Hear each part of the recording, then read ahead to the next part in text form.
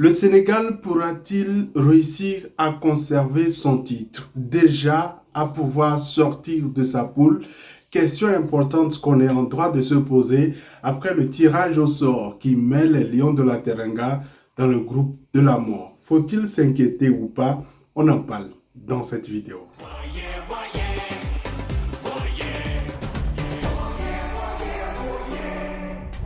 Salut à toi, bienvenue sur ma chaîne, moi c'est Jacques, ici j'analyse l'actualité sportive africaine. Si tu ne l'as pas encore fait, abonne-toi à ma chaîne, active la cloche de notification pour qu'on puisse continuer par être nombreux par ici. Le tirage au sort de la phase de poule de la Coupe d'Afrique des Nations CAN 2023 qui se dispute en Côte d'Ivoire à partir de janvier, à partir du 13 janvier 2024 a été effectué ce jeudi. Et finalement, on connaît les effectifs et comme vous le voyez, toutes les poules sont considérées. La Côte d'Ivoire qui figure logiquement bien sûr dans la poule A et qui se retrouve en confrontation avec le Nigeria. Et l'une des attractions pour moi, je suis sûr que vous attendez un peu cette vidéo pour ceux qui sont très habitués à ma chaîne, la poule du champion en titre, la poule des Lions de la Teranga, le groupe qui aujourd'hui est considéré par beaucoup d'observateurs comme le groupe de la mort. Parce que quand tu regardes cette poule-là et tu vois un tant soit peu le groupe C, le Sénégal qui va jouer le Cameroun, la Guinée et puis la Gambie, tu es en droit quand même de pouvoir être un peu perplexe. D'où l'expression du visage de Sadio Mané juste après avoir vu le tirage au sort effectué par Didier Drogba. Mais disons-le vraiment, Didier Drogba n'a pas eu la main légère pour le Sénégal. De toute façon, ce n'est pas un plan qu'il a fait. Malheureusement, c'est le sort qui décide ainsi. Mais est-ce que c'est malheureusement? Pour moi, il ne faut pas autant s'alarmer. Il ne faut pas s'inquiéter. Les Sénégalais ont plusieurs semaines pour pouvoir se préparer dans la défense de leur titre. Et cette poule-là, normalement, est pour moi une bonne nouvelle qui doit permettre aux Sénégalais de pouvoir élever leur niveau de préparation, élever leur niveau de concentration dès le début de cette compétition. Quand tu sais que tu vas jouer face aux Lions indomptables du Cameroun qui ont terminé 3e de la récente Coupe d'Afrique des Nations chez eux à domicile et qui rêvent de pouvoir confirmer leurs prestations, leurs performances, cette fois-ci en Côte d'Ivoire, un pays dans lequel ils ont une habituelle rivalité, ils veulent à tout prix confirmer. Et quand tu veux également jouer face à une Guinée intéressante et à une Gambie ambitieuse, je pense que tu dois te mettre tous les arguments en place pour pouvoir le faire. Alors, les arguments, c'est d'abord le plan de préparation de cette conservation du titre.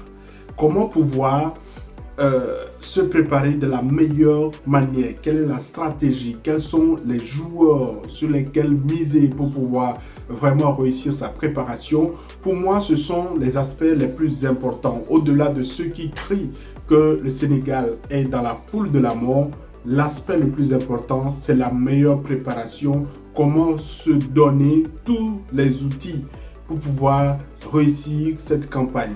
Du moment où le Sénégal est champion d'Afrique, donc considéré comme la meilleure du continent, forcément, il ne doit pas chercher à éviter des adversaires. Il faut juste les regarder en face, les affronter et les terrasser pour montrer vraiment qu'on a la posture de champion, qu'on a la carrure de quelqu'un qui peut conserver un titre.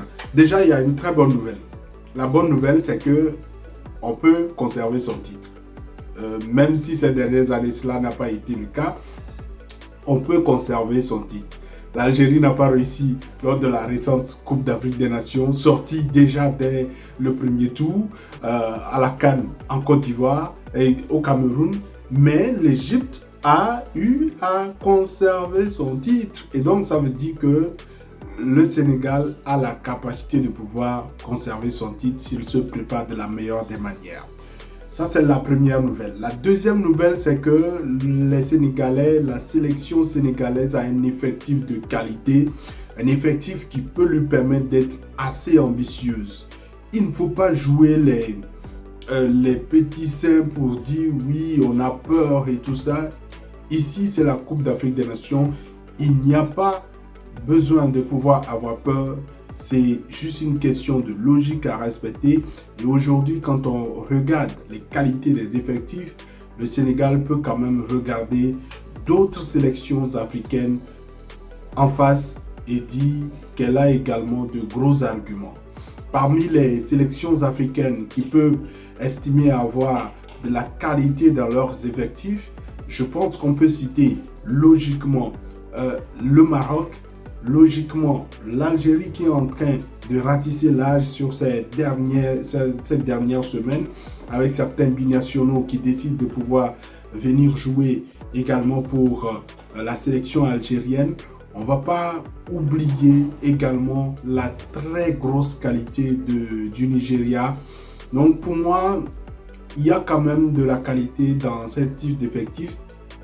Et le Sénégal n'a pas, sur cet aspect-là, besoin de trembler. Certains estiment que pour avoir vu Kalilou Koulibaly, Edouard Mendy, Sadio Mané et autres partir du côté de l'Asie pourrait diminuer la qualité, mais les gars, ne vous leurrez pas, c'est un groupe qui est solide, expérimenté pour avoir disputé plusieurs compétitions ensemble et qui a également un autre argument, notamment la stabilité au niveau du staff technique. Cette stabilité permet au Sénégal de pouvoir surfer sur les réussites et les échecs du passé pour pouvoir vraiment mieux se préparer. Moi, je ne doute pas dans la capacité du Sénégal à pouvoir bien se préparer pour cette Coupe d'Afrique des Nations.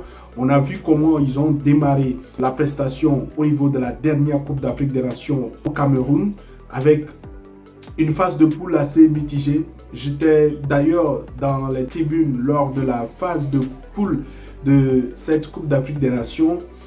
J'ai côtoyé également des confrères sénégalais qui estimaient que clairement ils allaient vers un départ. Certains avaient déjà arrangé leur valise pour retourner à la maison dès la phase de poule. Mais petit à petit, cette sélection est montée en régime. Alors, elle est montée en régime, elle a réussi à rester sur le toit, à se hisser sur le toit de l'Afrique. Maintenant, il faut y rester et pour moi, elle a la capacité d'y rester.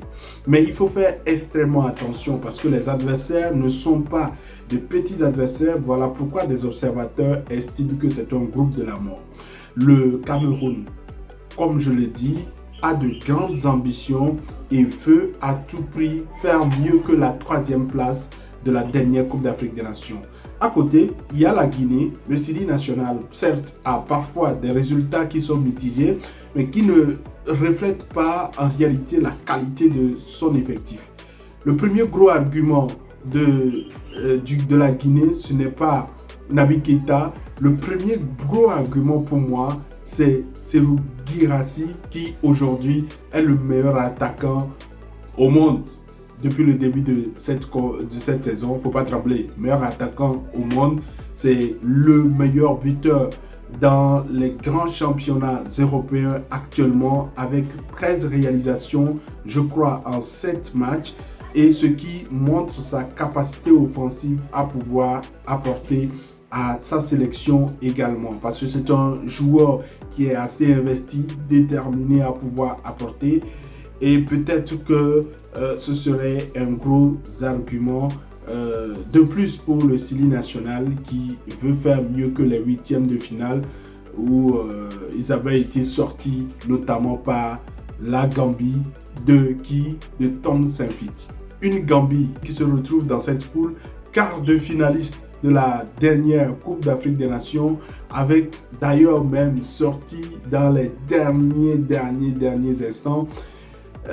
Ce qui veut dire que ça ne va pas être autant facile. Le sélectionneur Tom Saintfiet, au Togo, on connaît beaucoup parce que pour avoir dirigé quelque temps la sélection nationale, a permis à ce groupe de pouvoir monter en assurance, de pouvoir avoir un bloc d'effectifs de qualité qui sait comment bien se préparer et qui a de l'ambition.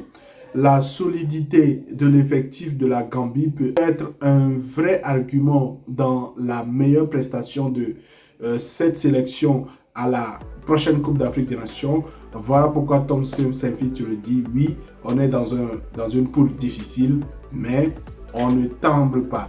N'oublions pas, le Sénégal et la Gambie, c'est pratiquement la même chose. Donc, n'oubliez pas, ils auront pratiquement les mêmes traits physiques, les mêmes qualités athlétiques.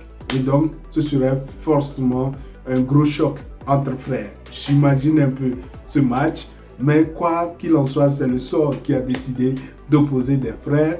Et donc, on verra forcément ce qu'il en sera. Pour moi, le favori dans la poule de la Guinée, du Sénégal, c'est bien le Sénégal. Maintenant, après, il faut compter sur le Cameroun et puis peut-être la Guinée qui va essayer de chercher à perturber les lions de la terre, les lions indomptables. Tout ça, c'est incertain. Ça va être difficile de pouvoir estimer qui va se qualifier, mais j'estime que le Sénégal n'a pas droit à des hésitations, n'a pas droit à avoir peur. Il a une posture qui l'oblige à élever également son niveau. Quel est ton avis par rapport au groupe du Sénégal? J'attends ton commentaire. Si tu ne l'as pas encore fait, abonne-toi à ma chaîne. Je reviendrai dans les prochaines vidéos sur les autres groupes, les autres têtes d'affiche, les outsiders et les favoris. À la prochaine.